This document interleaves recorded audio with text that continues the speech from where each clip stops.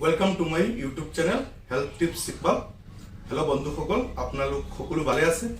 মই আজি এটা এক্সারসাইজ বা ব্যায়াম দেখুৱাম যেটো ব্যায়ামৰ দ্বাৰা আপোনাৰ বেক পেইন যেটো কঁকালৰ বিষ বুলি কোৱা হয়। বহুতে কঁকালৰ বিষৰ কাৰণে ঔষধ খাই থাকে, ইনজেকশন মাৰি থাকে, কিন্তু পেইন কিলিয়াৰ ঔষধে কিডনি লিভাৰ ক্ষতি হ'ব পাৰে।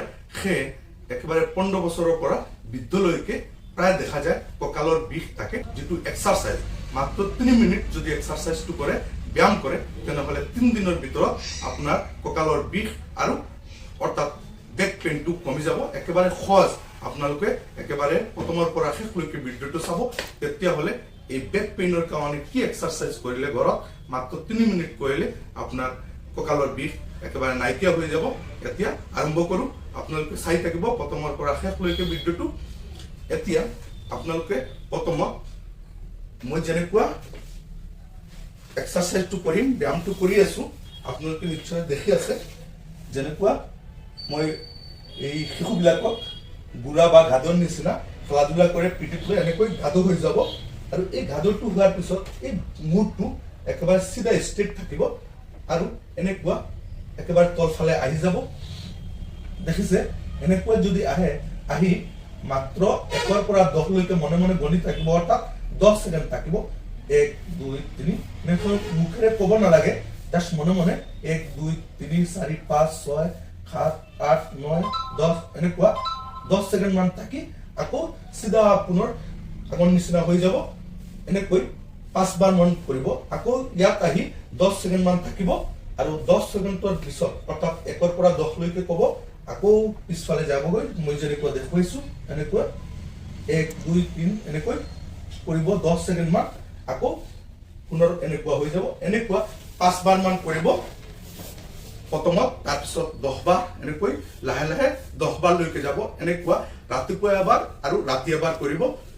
নিশ্চয় বুজি পাইছে। ইয়াত এটা ৰিকুৱেষ্ট কৰিলো, যদি মোৰ ভিডিঅ' চাই আছে তেনেহলে লাইক কৰিব, কমেন্ট কৰিব আৰু বেছি বেছিকৈ শ্বেয়াৰ কৰিব।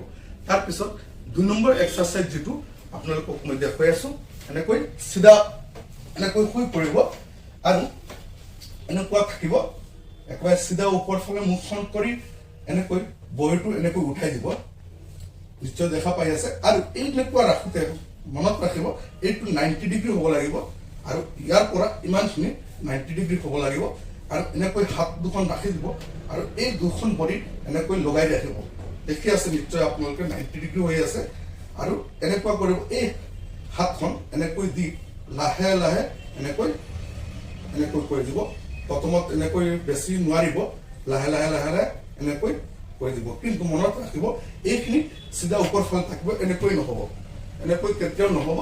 জাষ্ট এই কঁকালৰ পৰা এই ভৰিলৈকে 90 ডিগ্ৰী এনেকৈ কৰি, এনেকৈ ইয়াত এনেকৈ কৰি 1 2 3 4 5 6 7 এনেকৈ 10 লৈকে এনেকুৱা কৰিব। আকৌ সিধা এনেকৈ আহি যাব, 5 বাৰ মান কৰিব।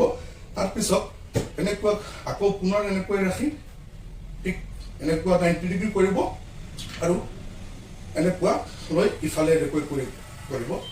আপোনালোকে নিশ্চয় গম পাইছে। এনেকৈ কৰি 1 2 3 10 সেকেন্ডলৈকে থাকিব, আকৌ এনেকৈ আহি যাব। আপোনালোকে নিশ্চয় গম পাই আছে, মই দেখুৱাইছো। এনেকৈ 90 ডিগ্ৰী কিন্তু ৰাখিব আৰু এনেকৈ ৰাখি 1 2 3 4 5 এনেকৈ কৰি একেবাৰে বেডত লগাই দিব। প্ৰথমত নোৱাৰিব, এনেকৈ 5 বাৰ মান কৰিব। 2 নম্বৰ এক্সাৰসাইজটো শেষ হৈ গ'ল। লাষ্ট যেটো এক্সাৰসাইজ, এই এক্সাৰসাইজটো একেবাৰে সহজ, দুটা সিস্টেমত কৰিব পাৰে। মই দেখুৱাই আছো। এনেকৈ একেবাৰে সিধা শুই পৰিব, এনেকৈ শুই হাত দুখন এনেকুৱা ৰাখিব। এইটো হ'ল এটা সিস্টেম। আৰু এই কঁকাললৈকে একেবাৰে সিধা থাকিব, এনেকৈ কৰি ঠিক এনেকৈ সিধা হৈ যাব। নিশ্চয় দেখি আছে। আৰু মূৰটো এনেকুৱা নকৰিব, এনেকুৱা নকৰিব, সিধা যেনেকৈ আছে এনেকৈ এনেকৈ সিধা মূৰটো এনেকুৱা ৰাখিব। মই যেনেকৈ দেখুৱাই দিছো আপোনালোকে নিশ্চয় দেখি আছে। কিন্তু মনত ৰাখিব, এই কঁকালটো এনেকৈ উঠাব নিদিব, এনেকৈ ৰাখিব। সিধা ইয়াৰ পৰা ইমানখিনিলৈকে উঠিব। এনেকৈ উঠি 1 2 3 4 5 6 7 এনেকৈ 10 লৈকে থাকিব। আকৌ এনেকৈ যাবগৈ, তাত গৈ আকৌ 10 লৈকে গণিব মনে মনে আকৌ এনেকৈ 5 বাৰ মান কৰিব এইটো এটা সিস্টেম আৰু এটা সিস্টেম হল হাত এনেকৈ ৰাখি এনেকুৱা কৰিব পাৰে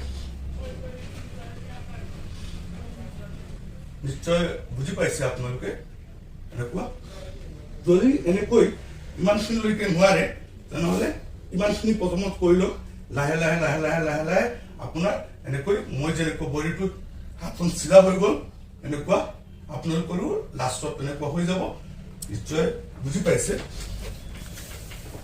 আকৌ এবাৰ আপোনালোকক মই ৰিকুৱেষ্ট কৰি আছো যদি মোৰ ভিডিঅ' ভাল পাইছে আশা কৰো ভাল লাগিছে যদি ভাল পায় তেনেহলে লাইক কৰিব কমেন্ট কৰিব আৰু বেছি কৰি শেয়াৰ কৰিব আৰু যদি নতুন হয় তেনেহলে সাবস্ক্ৰাইব কৰিব আৰু বেল বটন টিপি দিব তেতিয়াহলে নতুন ভিডিঅ' আপলোড কৰিলে সোনকালে পাই যাব ভাল থাকক ধন্যবাদ